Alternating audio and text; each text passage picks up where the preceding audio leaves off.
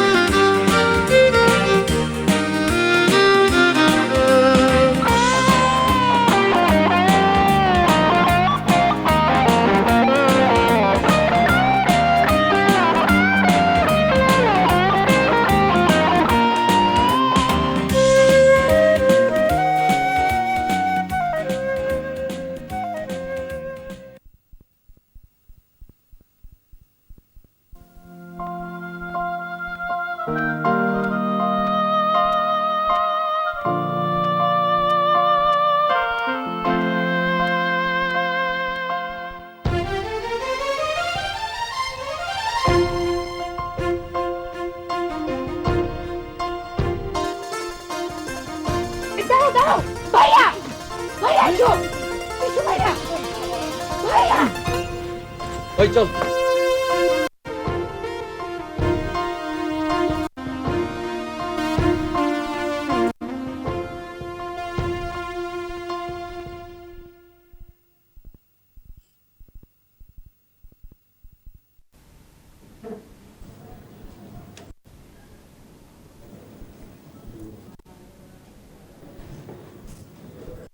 মুন্নি, কি হয়েছে তোমার? বিমর্ষ দেখাচ্ছে কেন? মন খারাপ?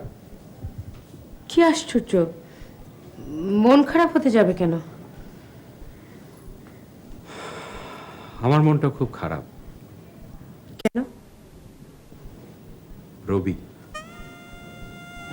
রবি?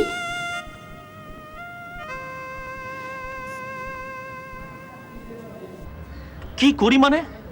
দেখুন দেখুন, রাগ করবেন না, আমি তাহলে ধরা পড়ে যেতাম। কি বললেন? ধরা পড়তাম না? কিন্তু গাড়িটা তো আমাদের দেখেই ব্যাক করলো নাকি? আমাকে দিয়ে হবে না?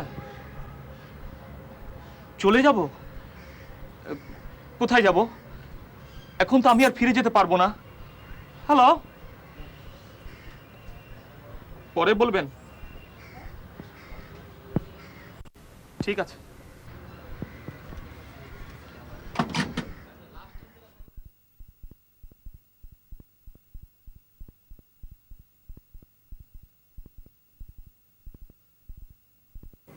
স্যার, আর তো আইসে নাই স্যার।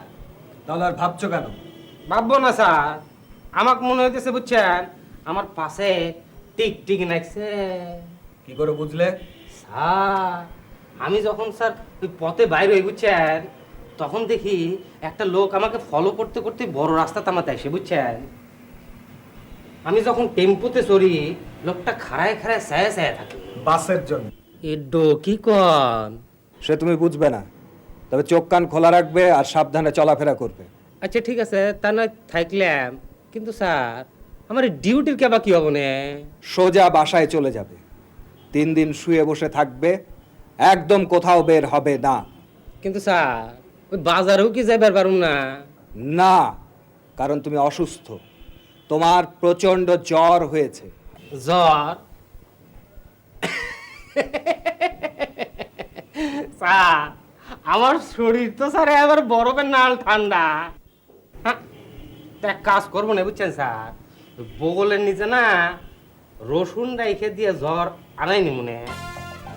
আরে এবার করে তাকায় আছেন কে? হ্যাঁ, আমি তো শুনছি স্যার ওই জেলখানায় বুঝছেন ট্রেনিং এর সময় সিপাহী বাবাজিরা এবার করে জ্বর নিয়ে এসে না ছুটি নেয়। ইডিয়েট, এ ডোকি কর। তোমরা আসলে বড় কোনো কাজের যোগ্য না। শোনো,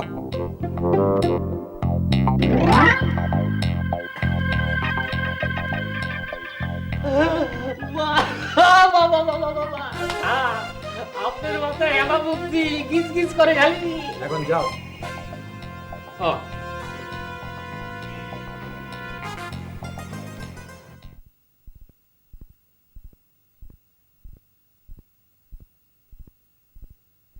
মুন্নি, তুমি কি ভাবছো বলো তো? তোমাকে কে বলল আমি কিছু ভাবছি? তুমি আমাকে কি মনে করো? হ্যাঁ, আমি তোমার চেহারা দেখে বুঝতে পারি না তুমি কি ভাবছো? এতই যদি বোঝো তাহলে বলো তো আমি কি ভাবছি। তুমি ভাবছো আমাদের ভবিষ্যতের কথা, আগামী দিনগুলোর কথা। ভবিষ্যতের ভাবনা তোমার আছে? নিশ্চয়ই আছে, কিন্তু আমি সবকিছু প্ল্যান্ড মাফিক করতে চাই। জানো, সংসারের দায়িত্ব পালন করতে গিয়ে, বাবা মা ভাই বোনের দায়িত্ব পালন করতে গিয়ে বিয়েটা দেরিতে করেছি, কিন্তু আমাদের আগামী দিনগুলো আমি খুব প্ল্যান করে এগিয়ে নিতে চাই। তো জনাব, আপনার এখনকার প্ল্যান কি? আপনি কি এরকম ভাষণই দেবেন নাকি প্ল্যান ওয়েতে ঘুমাবেন? আমি এখন এসব কিছুই করব না। তাহলে এখন তুমি ঘুমোবে আর আমি প্ল্যান্ড ওয়েতে একটা রিপোর্ট লিখে কাল সকালে জমা দেব। অসহ্য।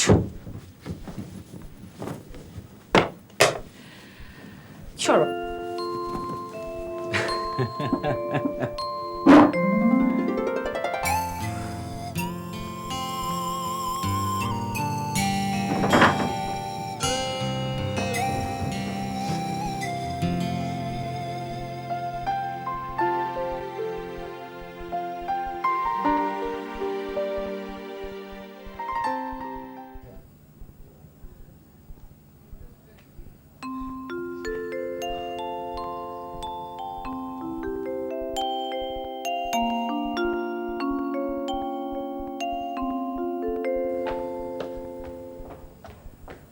রবিন সাহেব, ভেতরে আসেন। কি হয়েছে? ওই ছেলেটা কেমন জানি করতেছে।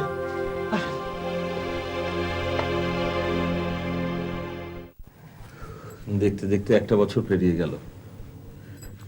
হামিদের জন্য আমার ভীষণ খারাপ লাগে। জানো, আমার না মাঝে মাঝে একটা কথা খুব মনে হয়। কে? রাব্বি আর আদনান তো একসাথেই ছিল। যদি আমার আদনানের কিছু হয়ে যেত। কিছু হওয়ার সময় তো এখনো পেরিয়ে যায়নি। কি বলছো তুমি? আল্লাহ না করুক। চারিদিকে যে সমস্ত ঘটনা ঘটছে তাতে নিরাপত্তার নিশ্চয়তা দেবে কে? অনেক রাত হয়েছে, চলো ঘুমোবে। চলো। আজ কেন জানি ঘুমোতে ইচ্ছে করছে না।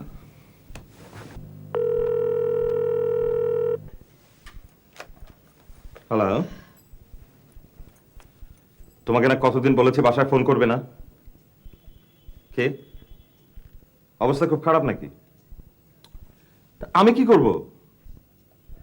আরে ভাই, ডাক্তারের কাছে নিয়ে যাও। না না, হাসপাতালে না, ঢাকা শহরে কি ডাক্তারের অভাব আছে? হ্যাঁ, ওদেরকে বলবে, দে উইল হেল্প ইউ। ওকে, রাখি। কি ব্যাপার, এত রাতে কাকে আবার ডাক্তার দেখাবে? না, ওই আমার ব্রিজ সাইডের একজন কর্মী কি হয়েছে ওর? কাজ করতে গিয়ে একটু আহত হয়েছে। ও কিছু না, ইটস এ সিম্পল ইনজুরি।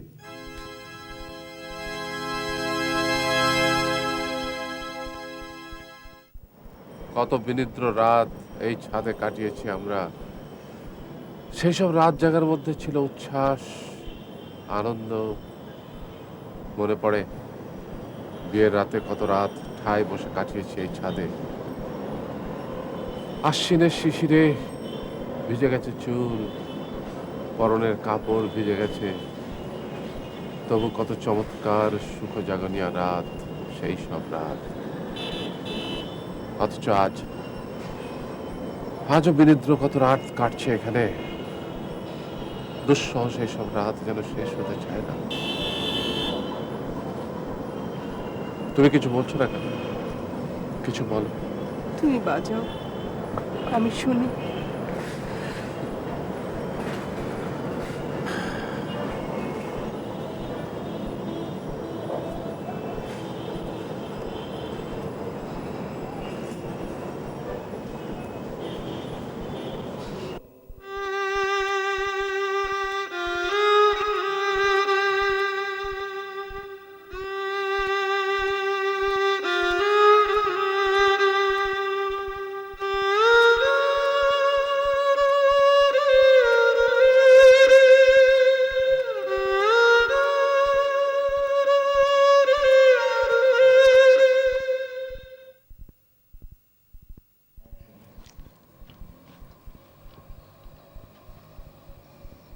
কি হলো, খান না কেন?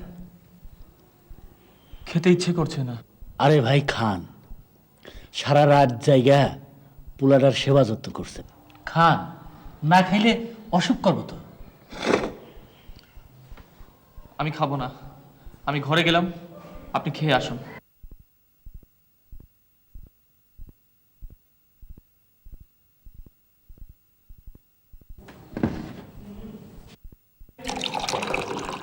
খাও খাও, ওই শালার পুত, খা খা শালার পুত, খা। গামা! আরে মিয়া ধমক দেন কেন? পারলে একটু সাহায্য করেন। এই হালার পুতে খাইবো না, ওর বাপে খাইবো। ওই শালার পুত, খা। বলছি ছেড়ে দিন। আরে মিয়া সব ধারি ছেড়ে পারলে একটু হেল্প করেন। এই খা, খা। কি আমার মনে মাস্তান ঘুরিয়ে আমি ছেড়া করে ফেলাম।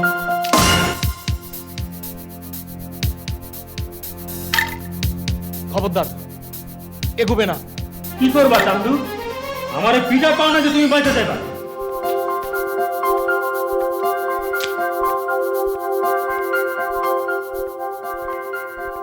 কামটা তুমি ভালো করলা না। বুঝলাম ঝামেলা একটু হইলো। আবার মারপিট করছেন? ওই পিটার গামা ওরা লোক ভালো না, ওরা পারে না এমন কোনো কাম নাই। গামা এর আগে যার কাজ করছে এই বসটাই চাকু মারি আইছে। আমি আম্মুর কাছে যাব। এখন কি করি বলুন তো? চলুন এক কাজ করি, ছেলেটাকে ওর বাড়ির কাছাকাছি কোথাও রেখে আসি। না না? হ্যাঁ, এসব সিদ্ধান্ত নেওয়ার দায়িত্ব বসের। কিন্তু বস তো শেষ পর্যন্ত এরকমই করবে। এসব সিদ্ধান্ত বস নেবেন, আমরা না। আমরা হলাম তার হুকুমের চাকর।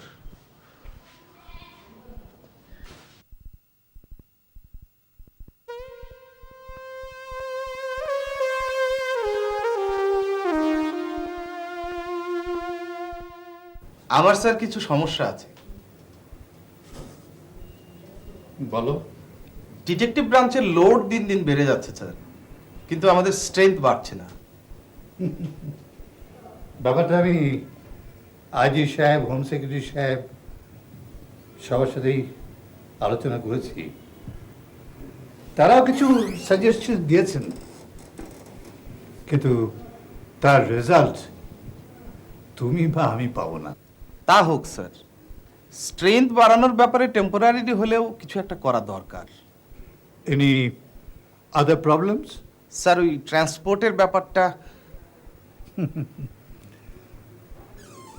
আপাতত রিকুইজিশন গাড়ি দিয়ে চালাও। ও হ্যাঁ, ভালো কথা, আমাদের সৈকতের কার্যক্রম কেমন চলছে? এখনো মেনশনেবল কিছু একটা হয়নি, তবে স্যার আমার ধারণা ওর কাজের প্রসিডিউর পারফেক্টলি রাইট।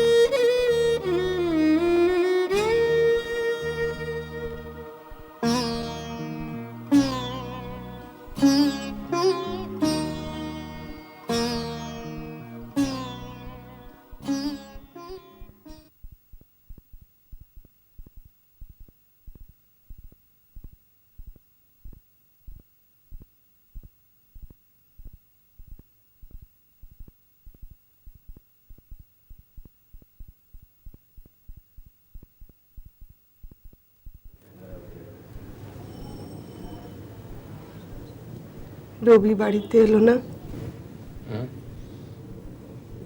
না।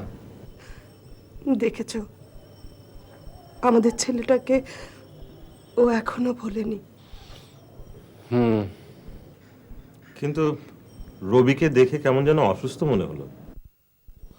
কি জানি, ড্রাগ অ্যাডিক্ট হয়ে গেল নাকি ছেলেটা। এ কি বলছো? না না, রবি এরকম ছেলেই না।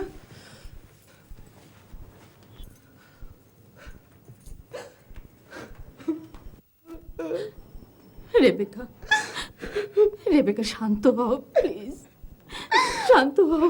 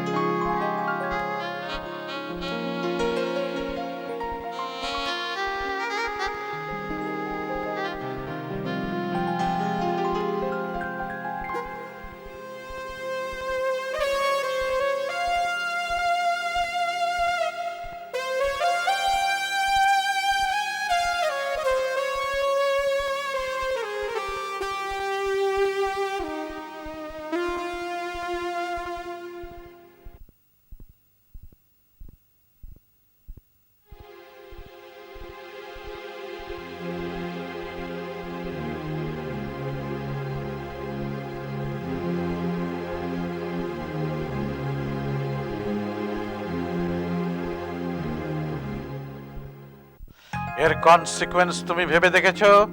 শেষ পর্যন্ত আপনিও তাই করতেন। হ্যাঁ করতাম, কিন্তু আর আগে যা ঘটবার তাই ঘটে যেত। কি ঘটতো? ছেলেটার বাবা মা পাগল হতো, ফ্যামিলির কেউ হার্ট ফেল করতো। কিন্তু ছেলেটার বাবা মা শক্ত মনের মানুষ, ছেলে হারানোর বেদনায় মুষড়ে পড়েছিল, কিন্তু ভেঙে পড়েনি। কিন্তু তুমি এ কাজ করতে গেলে কেন?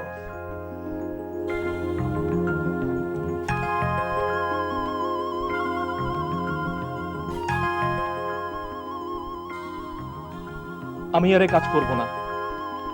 কি করবে তাহলে এখান থেকে ফিরে গিয়ে? জানি না। পাগলামি করো না, তোমাকে নিয়ে আমার অনেক স্বপ্ন, অনেক স্বপ্ন। আপনি কোন জীবনে আমাকে ঠেলে দিলেন? এরকম জীবনই তো তুমি চেয়েছিলে। না না, এরকম জীবন আমি চাইনি। Don't be emotional Rabi, don't be emotional. Peter, Gama, চলো।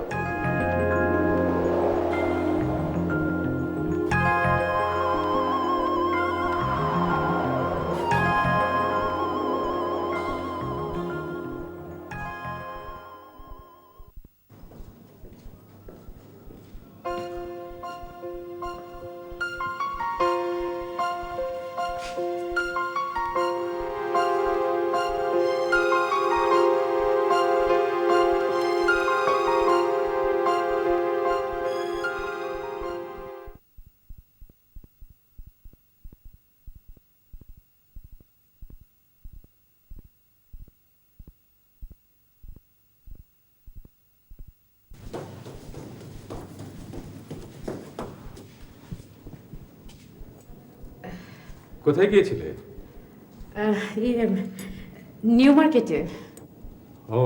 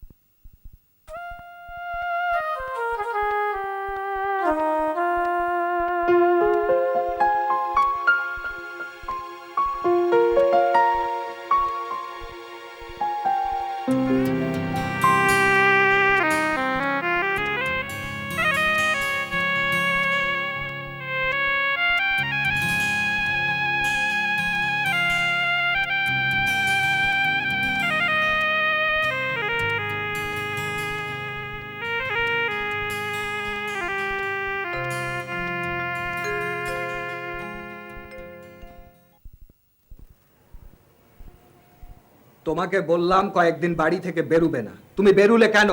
স্যার আমি তো স্যার নৌকায় নৌকায় বেরিয়েছি স্যার, আমার কেউ দেখেন নাই স্যার। কিন্তু তুমি বেরুলে কেন? স্যার এবার করে কঠিন করে করেন না, বুঝছেন? আমার না এক নাগারে ঘরের মধ্যে এতদিন থাকার অভ্যেস নাই স্যার। তারপরে স্যার দেখেন স্যার, আমার দেশের থেকে কেউ দেখতে আসলো না, কোনো ডাক্তার আসলো না, কোনো কবিরাজ আসলো না। যাও সোজা বাসায় চলে যাও। তা নয় যাইবেন নইছি স্যার, কিন্তু স্যার আমার কেবল যেন মনে হইতেছে একটা গিরিবিলটি প্যাসের মধ্যে না পড়ে গেলাম। আবার কঠিন করে তাকায় রয়েছেন, যাইবেন নইছি তো।